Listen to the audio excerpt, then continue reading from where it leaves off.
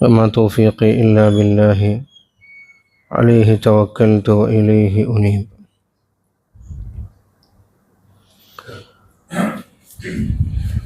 ആദരവായ റസൂലുള്ളാഹി സ്വല്ലല്ലാഹു അലൈഹി വസല്ലം തങ്ങളുടെ പ്രിയപത്നി ആയിഷ റളിയല്ലാഹു അൻഹയുമായി ബന്ധപ്പെട്ട് നടന്ന അപവാദ പ്രചരണവും അതിൽ അള്ളാഹുവിൻ്റെ ഭാഗത്തു നിന്നുണ്ടായ അറിയിപ്പുമൊക്കെയാണ് നമ്മൾ കഴിഞ്ഞ മജ്ലിസിൽ ചർച്ച ചെയ്തത്.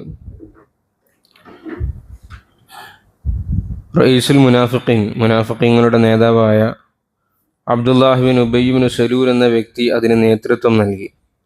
അപ്പോൾ നമ്മൾ ചരിത്രമൊക്കെ നോക്കുന്ന സമയത്ത് അതിൽ പങ്കാളികളായ, അതിൽ പെട്ടുപോയ, ആ പ്രചരണത്തിൽ പെട്ടുപോയ മുസ്ലിമീങ്ങളായ ആളുകളുണ്ടായിരുന്നു. ഹസ്സാൻ ബിൻ സാബിത്ത് റളിയല്ലാഹു അൻഹു, മിസ്തഹ റളിയല്ലാഹു അൻഹു, അതുപോലെ ഹംന ബിൻത് ജഹ്ഷ് റളിയല്ലാഹു അൻഹ. അങ്ങനെ കുറച്ച് സഹാബാക്കളുള്ളൂ. ഏകദേശം ഒരു നാലാളുകളുടെ പേരുകൾ മാത്രമേ നമുക്ക് താരിഖിൻ്റെ ഹദീസിൻ്റെ ഗ്രന്ഥങ്ങളിൽ കാണാൻ വേണ്ടി പറ്റുന്നുള്ളൂ. അപ്പോൾ ഇവരെ നമ്മൾ മുമ്പ് പറഞ്ഞതുപോലെ തെളിവില്ലാത്തതിൻ്റെ പേരിൽ 80 അടി അടിച്ചിട്ടുണ്ട്. ഫജ്ലിദൂഹും സമാനീന ജൽദ. എന്നാൽ ഈ അബ്ദുല്ലാഹി ബിൻ ഉബയ്യ് ബിൻ സലൂലിനെ ചാട്ട കൊണ്ടടിച്ചതായി നമുക്ക് ഹദീസുകളിൽ കാണാൻ പറ്റുന്നില്ല. അപ്പോൾ അത് പണ്ഡിതന്മാരെ ചർച്ച ചെയ്തിട്ടുണ്ട്, എന്തുകൊണ്ടാണ് ഉബയ്യ് ബിൻ സലൂലിനെ ചാട്ട കൊണ്ടടിക്കാൻ ഇരുന്നത്. അപ്പോൾ ഈ സഹാബാക്കൾ അതിൽ പെട്ടിട്ടുണ്ട് എന്ന് വ്യക്തമായി തെളിഞ്ഞ വിഷയമാണ്. ഹസ്സാൻ ബിൻ സാബിത്തും ഹംന ബിൻ ജഹ്ഷൊക്കെ പരസ്യമായി തന്നെ പറഞ്ഞു പോവുകയും ആ പറഞ്ഞതിന് സാക്ഷികൾ ഉണ്ടെന്നാനും. എന്നാൽ ഉബയ്യ് ബിൻ സലൂൽ എന്ന് പറഞ്ഞാൽ വളരെ കുതന്ത്രം ഉള്ള വ്യക്തിയാണ്. അയാളെ സാക്ഷി മുഖേന സ്ഥിരപ്പെടുത്താൻ വേണ്ടി പറ്റുന്നൊരവസ്ഥ ഉണ്ടായിരുന്നില്ല. അയാൾ പിന്നിൽ നിന്നും ചരട് വലികൾ നടത്തിയിട്ടുണ്ട്. അയാളാണ് നടത്തിയതെന്നും എല്ലാവർക്കും അറിയാം, പക്ഷെ തെളിയിക്കാൻ കഴിയുന്നില്ല. ചില കാര്യങ്ങൾ അങ്ങനെ ഉണ്ടാവല്ലോ. പ്രതി അയാളാണെന്ന് ജനങ്ങൾക്കും കോടതിക്കൊക്കെ ബോധ്യമുണ്ടാവും, പക്ഷെ കോടതിയിൽ അത് കുറ്റമായി കാണുകയും അവിടെ ഒരു ശിക്ഷ നടപ്പിലാക്കുകയും ചെയ്യണമെങ്കിൽ എന്ത് വേണം? അവിടെ സാക്ഷികൾ വേണം. അപ്പോൾ ഉബയ്യ് ബിൻ സലൂലിൻ്റെ വിഷയത്തിൽ അങ്ങനെ ഒരു ഇടപാടില്ലാത്തതിൻ്റെ പേരിൽ റസൂലുള്ളാഹി സ്വല്ലല്ലാഹു അലൈഹി വസല്ലം തങ്ങൾ നടപടി ഉബയ്യ് ബിൻ സലൂലിനെതിരെ പരസ്യമായി എടുത്തിട്ടില്ല. പക്ഷെ അള്ളാഹിൻ്റെ ഭാഗത്ത് നിന്ന് പിടുത്തുണ്ടായിട്ടുണ്ടെന്നുള്ളത് അത് മറ്റൊരു വിഷയം. ഏതായാലും അള്ളാഹു തആല പറയാണ്, ഇത് തലഖൗനഹു ബി അൽസിനതിക്കും, നിങ്ങൾ നിങ്ങളുടെ നാവുകൾ കൊണ്ട് അതിനെ സ്വീകരിച്ച സന്ദർഭം, വാക്കുകൾ കൊണ്ട് അങ്ങോട്ടും ഇങ്ങോട്ടും അതിനെ കൈമാറി ആ വിഷയം. വതഖൂലൂന ബി അഫ്വാഹിക്കും മാ ലൈസ ലക്കും ബിഹി ഇൽമുൻ, നിങ്ങൾക്ക് ഒരു വിജ്ഞാനവും ഇല്ലാതിരുന്ന ഒരു വിഷയത്തെപ്പറ്റി നിങ്ങൾ സംസാരിച്ചു നിങ്ങളുടെ വായകൾ കൊണ്ട്. വതഹ്സബൂനഹു ഹയ്യിനൻ, നിങ്ങൾ വിചാരിച്ചു അതൊരു ചെറിയ കാര്യമല്ലേ, അതൊരു നിസ്സാര കാര്യമാണ് എന്ന് നിങ്ങൾ ധരിച്ചു. സാധാരണ ഒരു മുസ്ലിം സ്ത്രീയെ പറ്റി അല്ലെങ്കിൽ ഒരു മുസ്ലിം പുരുഷനെ പറ്റി പോലും ഈ അപവാദം പറയാൻ പാടില്ല. അപ്പോൾ പിന്നെ റസൂലുള്ളാഹി സ്വല്ലല്ലാഹു അലൈഹി വസല്ലം നിങ്ങളുടെ ഭാര്യൻ്റെ വിഷയം എന്താ അത്ര ഗൗരവമുള്ളതാണ്? വഹുവ ഇൻദല്ലാഹി അലീം, അള്ളാഹുവിൻ്റെ അടുക്കൽ അത് അതിഗുരുതരമായ പാപമാണ്. വലൗല ഇദ് സമിഅ്തുമൂഹു, നിങ്ങൾ ഈ ചർച്ച കേട്ട സന്ദർഭത്തിൽ ഖുൽതും, നിങ്ങൾക്ക് പറഞ്ഞുകൂടായിരുന്നോ, മാ യകൂനു ലനാ അൻ നതകല്ലമ ബിഹാദ, ഇതിനെപ്പറ്റി ചർച്ച ചെയ്യൽ നമുക്ക് യോജിച്ചതല്ല. ഈ രീതിയിലുള്ള മോശമായ കാര്യങ്ങളുടെ പ്രചരണവും മറ്റും ത്തിൻ്റെയും ഒന്നാമത്തെ ഘടകം എന്ന് പറയുന്നത് ഇസ്ലാം കൽപ്പിക്കുന്നത് അത് ചർച്ച ചെയ്യാതിരിക്കുക എന്നുള്ളതാണ്. അത് നിങ്ങൾക്ക് ആ തെറ്റ് ചെയ്ത വ്യക്തിക്കെതിരെ ആക്ഷൻ എടുക്കുക എന്നുള്ളതാണ് നിങ്ങളെ ലക്ഷ്യമെങ്കിൽ നിങ്ങളത് സംസാരിക്കേണ്ടത് ജനങ്ങൾക്കിടയിലല്ല, അത് ഹാക്കിമിൻ്റെ അടുക്കൽ പോയിട്ടാണ് ചർച്ച ചെയ്യേണ്ടത്. അപ്പോൾ ഒന്നാമത്തെ ഘടകം അത് നിങ്ങൾ ചർച്ച ചെയ്യാതിരിക്കുക എന്നുള്ളതാണ്. ഇനി ആ ചർച്ച നടന്ന് നിങ്ങളുടെ കാതുകളിലേക്ക് എത്തിക്കഴിഞ്ഞാൽ അവിടെ നമ്മൾ എടുക്കേണ്ട നിലപാട് എന്താണ്? നമ്മൾ പറയേണ്ടത് മാ യകൂനു ലനാ അൻ നതകല്ലമ ബിഹാദ, ഇത് നമുക്ക് ചർച്ച ചെയ്യാൻ പറ്റിയ വിഷയമല്ല, നമ്മൾ ഇതിൽ ഇടപെടേണ്ട കാര്യമില്ല എന്നാകണമായിരുന്നു എന്ന് അല്ലാഹു തആല പറയാണ്. എന്നിട്ട് എന്ത് പറയണം? സുബ്ഹാനക്, അല്ലാഹു നീ എത്ര പരിശുദ്ധൻ, ഹാദാ ബുഹ്താനുൻ അലീം, ഇത് ഏറ്റവും ഗുരുതരമായ കെട്ടിച്ചമച്ച വാർത്തയാണ്.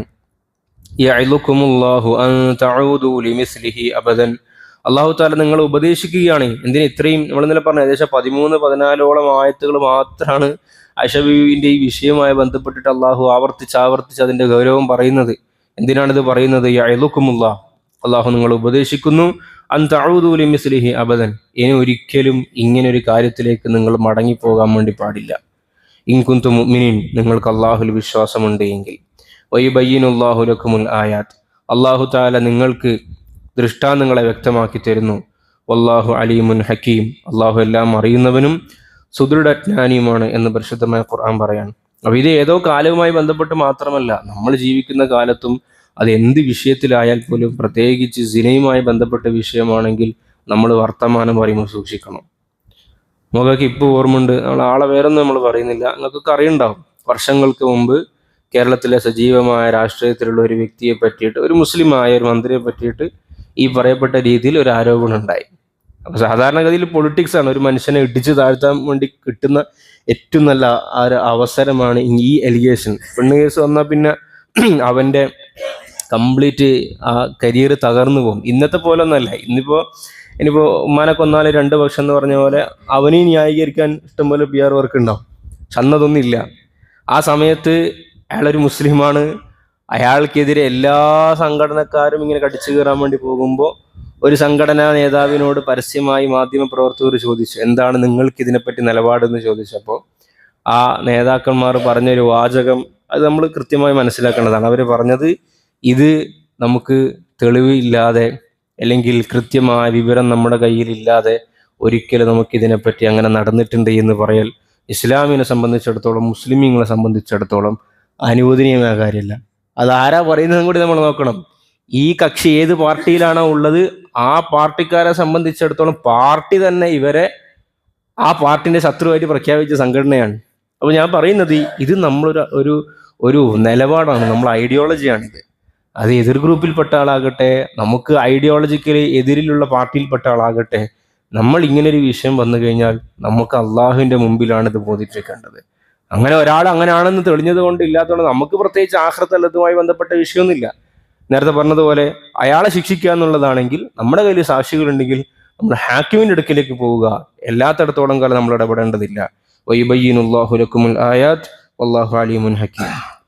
വീണ്ടും അള്ളാഹു പറയുന്നു, ഇന്നല്ലദീന യുഹിബ്ബുന, തീർച്ചയായും ഇഷ്ടപ്പെടുന്ന ഒരു കൂട്ടർ, അൻ തശീഅൽ ഫാഹിഷതു ഫില്ലദീന ആമനു, മുഅ്മിനീങ്ങൾക്കിടയിൽ മോശത്തരം ഇങ്ങനെ പ്രചരിക്കണമെന്ന് ആഗ്രഹിക്കുന്ന ആളുകൾ. അങ്ങനെ മുഅ്മിനീങ്ങളെ പറ്റിയിട്ടൊക്കെ അങ്ങനെ ഒരു ചർച്ച വരട്ടെ, അവൻ്റെ ഒക്കെ ആളുകൾക്കിടയിലുള്ള മതിപ്പ് നഷ്ടപ്പെടട്ടെ, അങ്ങനെ പ്രചരണത്തിൽ ഏർപ്പെടണമെന്നും ആ പ്രചരണത്തെ തന്നെ ഇഷ്ടപ്പെടുന്ന ആളുകൾ, ലഹും അദാബുൻ അലീമും ഫിദ്ദുനിയ വൽ ആഖിറ, അള്ളാഹുവിൻ്റെ പക്കൽ നിന്ന് അവന് ദുനിയാവിലും ആഖിറത്തിലും കഠിനമായ ശിക്ഷയുണ്ട്.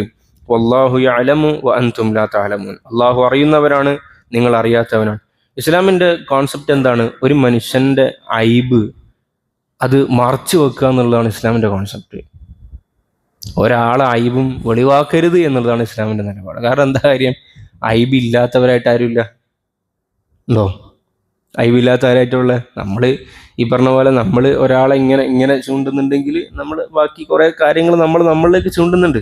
അപ്പം നമ്മൾ ഒരാളിൽ ഒരു ഐബ് കണ്ടാൽ ഇതുപോലെ ഇതല്ലെങ്കിൽ മറ്റൊരു ഐബ് എന്നിലുണ്ട്, അപ്പോൾ ആ ഐബ് കണ്ടാൽ അതിനെ മറക്കുക എന്നുള്ളതാണ്. റസൂലുള്ളാഹി സ്വല്ലല്ലാഹു അലൈഹി വസല്ലം നിങ്ങൾ പറഞ്ഞതാണ്, ലാ തത്തബിഉ ഔറാത്തിന്നാസ്, ജനങ്ങളുടെ കുറവുകൾ നിങ്ങൾ തേടി പിടിച്ച് നടക്കരുത്.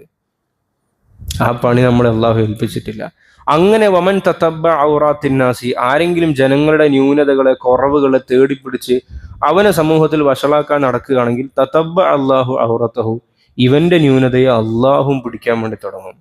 അള്ളാഹു എങ്ങാനും ഒരാൾക്കെതിരെ അങ്ങനെ നടപടിയെടുത്താൽ അവൻ വീട്ടിലിരിക്കുകയാണെങ്കിൽ പോലും അള്ളാഹു അവനെ വഷളാക്കും. ഈ ഹദീസ് നമ്മൾക്ക് പഠിക്കുമ്പോൾ ചിന്തിക്കും, വീട്ടിലിരിക്കുമ്പോൾ ഒരാളെങ്ങനെ വഷളാക്കാൻ സാധിക്കുക? വീട്ടിലിരുന്നാൽ പിന്നെ അയാളെ സമൂഹത്തിൽ ഇടപെടാനുള്ള സ്പേസ് കുറവാണല്ലോ. ഇന്നത് വളരെ കൃത്യമാണ്. വീട്ടിലാണെങ്കിൽ പോലും, ഏത് മലമടക്കിലാണെങ്കിൽ പോലും ഒരു മനുഷ്യനെ വഷളാക്കാൻ വേണ്ടി അള്ളാഹു തീരുമാനിച്ചിട്ടുണ്ടെങ്കിൽ ആ മനുഷ്യൻ നാമാവശേഷമായി പോകും. അപ്പോൾ ആ വിഷയത്തിൽ നമ്മുടെ നിലപാട് നമ്മൾ മറക്കുക എന്നുള്ളതാണ്.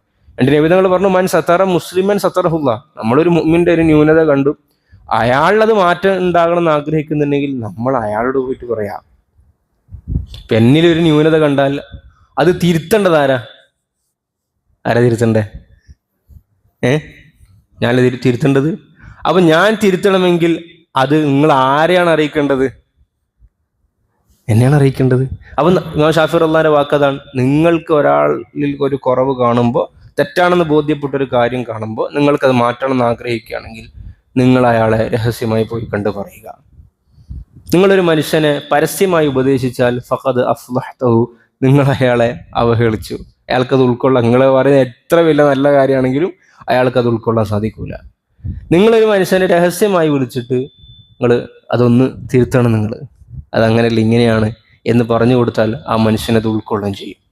ഈ കറക്ഷനുമായി ബന്ധപ്പെട്ട് നമ്മൾ മനസ്സിലാക്കേണ്ട ഒരു വിഷയമുണ്ട്.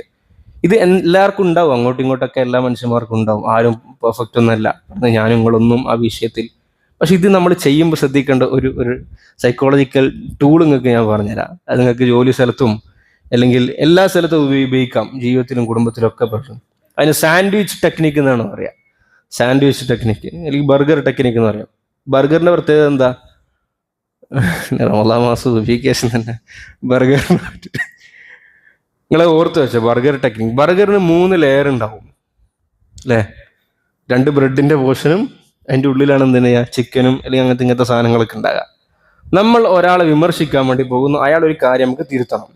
ആദ്യം ചെയ്യേണ്ടതെന്ന് വെച്ച് കഴിഞ്ഞാൽ, ഇപ്പോൾ ഒരാൾ ഒരു ഉദാഹരണം പറയാം, നമ്മളൊരു സ്റ്റാഫ് ഒരു ജോലി നമ്മൾ ഏൽപ്പിച്ചു, കുറേ കാര്യങ്ങൾ ചെയ്തു, ചില കറക്ഷൻസ് ഉണ്ട്, നമുക്ക് തിരുത്തണം.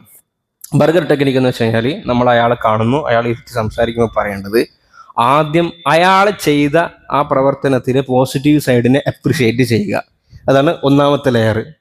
പക്ഷേ നിങ്ങൾ ആ ചെയ്ത ആ ഭാഗമൊക്കെ നന്നായിട്ടുണ്ട്, ആ കാര്യമൊക്കെ നന്നായിട്ട് എന്ത് ചെയ്തിട്ടുണ്ട്, അത് കംപ്ലീറ്റ് ഫയലിൽ കറക്റ്റായിട്ടുണ്ട്, നിങ്ങൾ ചെയ്ത ആ പെർഫോമൻസ് അത് ഇന്ന ഭാഗമൊക്കെ വളരെ നന്നായിട്ടുണ്ട്. അതാണ് ഒന്നാമത്തെ ലെയർ. രണ്ടാമത്തെ ലെയറിൽ കൃത്യമായി ഏത് പോയിന്റാണോ നിങ്ങൾക്ക് ഇപ്പം തെറ്റ് നമുക്ക് കൃത്യമായി ബോധ്യപ്പെട്ടത് അത് ചൂണ്ടിക്കാണിച്ചു കൊടുക്കുക. പക്ഷെ ആ ഒരു ഭാഗം ഉണ്ടല്ലോ ലാസ്റ്റത്തെ എഡിറ്റിങ്, ഒന്നൊന്ന് മെച്ചപ്പെടുത്തിയാൽ ഉഷാറാവും. അവിടെ കുറച്ചൊരു പോരായ്മ വന്നിട്ടുണ്ട്, അവിടെ ഫയലിൽ കുറച്ച് എറർ വന്നിട്ടുണ്ട്, അല്ലെങ്കിൽ അവിടെ നിങ്ങൾ ഉപയോഗിച്ച ആ വാക്കിൽ അതെ അതൊന്ന് മാറ്റിയെങ്കിൽ എന്താകുമായിരുന്നു, നന്നാകുമായിരുന്നു. എന്നിട്ട് ഓവറോൾ നിങ്ങൾ അങ്ങനെ ചെയ്തു കഴിഞ്ഞാൽ എന്താണ് നിങ്ങൾക്ക് ബെനിഫിറ്റ്, ആ മാറ്റം ഉണ്ടാക്കി കഴിഞ്ഞാൽ അയാൾ എന്താണ് മാറ്റം നന്മ ഉണ്ടാകുക അതും കൂടി പറഞ്ഞു കൊടുക്കുക. അപ്പോൾ 3 ലെയറായി. അപ്പോൾ കേൾക്കുന്നവർക്ക് മനസ്സിലാവും ഇയാള് എന്നോട് ഗുണകാംക്ഷയിൽ പറഞ്ഞതാണ്. നമ്മളെന്താ ചെയ്യാറുള്ളത്? നേരെ നടുക്കത്തെ പീസ് മാത്രം എടുത്തിട്ട് കൊടുക്കും. ഏത് ബർഗറിലെ സാൻഡ്വിച്ചില് ആ മിഡിൽ ലെയർ മാത്രം എടുത്തിട്ടാണ് കൊടുക്കുക. മിഡിൽ ലെയർ മാത്രം കൊടുക്കുക. അങ്ങനെ പിന്നെ ഷോപ്പ് വർക്കല്ലേ മിഡിൽ ലെയർ മാത്രം കൊടുത്താൽ പോരെ? ആ മിഡിൽ ലെയർ മാത്രം കഴിക്കുമ്പോൾ രസം ഉണ്ടാവില്ല. നേരെ മറിച്ചിട്ട് അതിൻ്റെ മേലെയും ബണ്ണ്, താഴെയും ബണ്ണ്, നടുക്ക് ചിക്കൻ, അതിൻ്റെ ഇടയിൽ ഈ പറയപ്പെട്ട മസാലയും മയോണീസും മറ്റേ അതൊക്കെ വെച്ചിട്ട് രാവിലെ തന്നെ പട്ടടങ്ങാറാക്കുന്നില്ല. അത് കൊടുക്കുമ്പോൾ എന്ത് ചെയ്യും, കഴിക്കാൻ വേണ്ടി പറ്റും. ഇത് നിങ്ങൾ പരീക്ഷിച്ചു നോക്കൂ. മക്കളിൽ, ജോലി ചെയ്യുന്ന സ്ഥലങ്ങളിൽ, നമുക്ക് ഈ പറഞ്ഞ ആർക്കും നമ്മൾക്ക് കറക്ഷൻ കൊടുക്കണമെന്ന് തോന്നുന്നു, ഈ ടെക്നിക്ക് നിങ്ങൾ ഉപയോഗിച്ചാൽ ഭയങ്കര റിസൾട്ട് ഉണ്ടാവും. പക്ഷെ ശ്രദ്ധിക്കണം, ഇത് ചെയ്യുമ്പോൾ ആർട്ടിഫിഷ്യൽ ആണെന്ന് തോന്നരുത്. നമ്മളല്ല, അത് ഒരു സത്യമാണ്.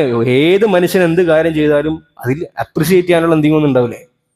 തീർച്ചയായും ഉണ്ടാവും. ഇപ്പൊ നമ്മളെ കുട്ടി ഹോംവർക്ക് ചെയ്യാൻ വേണ്ടി പറഞ്ഞു, പഠിക്കാൻ വേണ്ടി പറഞ്ഞു, പരീക്ഷയ്ക്ക് മാർക്ക് പറഞ്ഞു. അപ്പൊ നമുക്കറിയാം മോൻ ഇന്ന ചാപ്റ്റേഴ്സ് ഒക്കെ നന്നായിട്ട് കവർ ചെയ്തിട്ടുണ്ട്, നന്നായി പഠിച്ചിട്ടുണ്ട്. പക്ഷേ ഈ 2 ചാപ്റ്റർ അത് കുറച്ച് വീക്ക് ആയിട്ടുണ്ട്, അത് മോനൊന്നും കൂടി ഉഷാറാക്കണം. അങ്ങനെ ഉഷാറാക്കിയാൽ കീനേക്കാൾ നിന്റെ പെർഫോമൻസ് കൂട്ടാൻ വേണ്ടി പറ്റും. അപ്പൊ ഇതായിരിക്കണം മുസ്ലിമിന്റെ നിലപാട്. മൻ സതറ മുസ്ലിമൻ സതറഹുല്ല. അള്ളാഹു ആരെങ്കിലും ഒരു മുസ്ലിമിന്റെ ന്യൂനതയെ മറച്ചു വെച്ചാൽ അള്ളാഹു നമ്മളുടെ ന്യൂനതയും മറച്ചു വെക്കും എന്നാണ് അള്ളാഹു തആല പറയുന്നത്. അള്ളാഹു പറയുന്നു, വലൗലാ ഫദ്ലുല്ലാഹി അലൈക്കും വറഹ്മത്തുഹു, അള്ളാഹുവിന്റെ ഔദാര്യവും കാരുണ്യവും നിങ്ങൾക്കില്ലായിരുന്നുവെങ്കിൽ, വഅന്നല്ലാഹ റഊഫുർ റഹീം, അള്ളാഹു ഔദാര്യവാനും കാരുണ്യവാനും ആയിരുന്നില്ല എങ്കിൽ നിങ്ങൾക്ക് ഈ പറയപ്പെട്ട രീതിയിൽ തൗബ ചെയ്യാനുള്ള അവസരമൊന്നുമില്ലാതെ അള്ളാഹുവിന്റെ ശിക്ഷ നേർക്ക് നേരെ വന്ന് നിങ്ങളെ പിടികൂടുമായിരുന്നു. യാ അയ്യുഹല്ലദീന ആമനൂ ലാ തത്തബിഉ ഖുതുവാത്തി ശൈത്വാൻ, ഓ മുഅ്മിനീങ്ങളെ, നിങ്ങൾ പിശാചിന്റെ ചവിട്ടടികളെ നിങ്ങൾ പിൻപറ്റരുത്. വമൻ യത്തബിഉ ഖുതുവാത്തി ശൈത്വാൻ, ആരെങ്കിലും പിശാചിന്റെ ചവിട്ടടികളെ പിൻപറ്റുകയാണെങ്കിൽ, എന്താണ് പിശാചിന്റെ ചവിട്ടടിന്റെ പ്രത്യേകത? ഫഇന്നഹു യഅ്മുറു ബിൽ ഫഹ്ശാ, അവൻ വൃത്തികേടാണ് കൽപ്പിക്കുക. വൽ മുൻകർ, നിഷിദ്ധമായ കാര്യങ്ങളാണ് പ്രവർത്തിക്കുക. വലൗലാ ഫദ്ലുല്ലാഹി അലൈക്കും വറഹ്മത്തുഹു, അള്ളാഹുവിന്റെ ഔദാര്യം, അള്ളാഹുവിന്റെ കരുണ നിങ്ങൾക്കില്ലായിരുന്നുവെങ്കിൽ, മാ സകാ മിൻകും മിൻ അഹദിൻ അബദ, നിങ്ങളിൽ നിന്നും ആരെയും അള്ളാഹു തആല പരിശുദ്ധപ്പെടുത്തുമായിരുന്നില്ല, നിങ്ങളുടെ തെറ്റുകൾ മാപ്പ് ചെയ്യുമായിരുന്നില്ല. വലാകിൻ അല്ലാഹു യുസക്കി മൻ യശാ, പക്ഷെ അള്ളാഹു തആല അവൻ ഉദ്ദേശിക്കുന്ന ആളുകളെ തസ്കിയത്ത് ചെയ്യുന്നു. ഒരു പ്രശ്നം വന്നപ്പോൾ ഉബയ്യ് ഇബ്നു സലൂലിന് തൗബ ചെയ്യാനുള്ള അവസരം കിട്ടിയില്ല. എന്നാൽ സഹാബാക്കളായ ആളുകൾ, പെട്ടുപോയ 1-2 സഹാബാക്കൾ, അവർക്ക് തൗബ ചെയ്യാനുള്ള അവസരം കിട്ടുകയും ചെയ്തു. ഇതും അള്ളാഹുവിന്റെ റഹ്മത്തിന്റെ ഭാഗമാണ്. വല്ലാഹു സമീഉൻ അലീം, അള്ളാഹു കാര്യങ്ങളൊക്കെ കേൾക്കുന്നവനും അലീമുൻ, അവരുടെ നിയ്യത്തുകളെയൊക്കെ അറിയുന്നവനുമാണ്. അപ്പം ഇതാണ് അശബിയുമായി ബന്ധപ്പെട്ട വിഷയങ്ങൾ പറഞ്ഞ ആയത്തുകൾ. ഇനിയും 1-2 ആയത്തുകളുണ്ട്. അത് ഇൻഷാ അല്ലാഹ് നമുക്ക് വരുന്ന മജ്‌ലിസിൽ നമുക്ക് ചർച്ച ചെയ്യാം. അള്ളാഹു നമുക്ക് തൗഫീഖ് നൽകി അനുഗ്രഹിക്കുമാറാകട്ടെ. നമ്മളിൽ നിന്ന് എന്തെല്ലാം കുറവുകൾ, വീഴ്ചകളൊക്കെ സംഭവിച്ചിട്ടുണ്ടോ, കുറവുകളുണ്ടോ, അള്ളാഹു അതൊക്കെ. വമാ തൗഫീഖി ഇല്ലാ ബില്ലാഹി അലൈഹി തവക്കൽതു വഇലൈഹി ഉനീബ്.